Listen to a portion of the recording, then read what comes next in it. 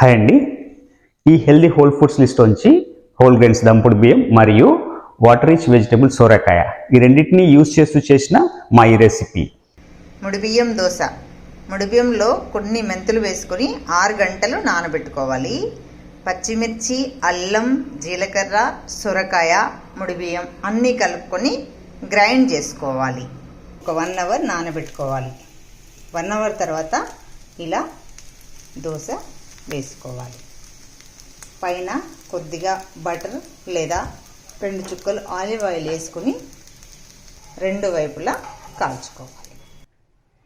ఇలా తయారైన ముడిబియ్యం దోశకి టొమాటో కొత్తిమీర chutney best combination. Healthy and tasty brown rice సొరకాయ దోశ రెడీ. బ్రౌన్ రైస్ని వైట్ రైస్ లాగా ప్రాసెస్ చేసే క్రమంలో బ్రౌన్ రైస్లో ఉండే ఫైబర్, అధిక బలాన్ని ఇచ్చే vitamin B, minerals, antioxidants చాలా మటుకు తగ్గిపోతాయి. ఇలా బ్రౌన్ రైస్ తినడం కష్టం అనుకున్న వాళ్ళకి ఈ రకంగా టేస్టీ రెసిపీని ట్రై చేసుకోవచ్చు. మనకు అన్ని రెసిపీస్లలో వాటర్ రిచ్ వెజిటేబుల్స్ని యూస్ చేసుకోవడం పాసిబుల్ కాకపోవచ్చు, కానీ హెల్దీగా వెయిట్ లాస్ అవ్వాలనుకుంటే సాధ్యమైనంత వరకు మనం ప్రతి రెసిపీస్లో ఇలా వెజిటేబుల్స్కి ప్రిఫరెన్స్ ఇస్తూ తక్కువ క్యాలరీస్తో హెల్దీగా వెయిట్ లాస్ కావచ్చు.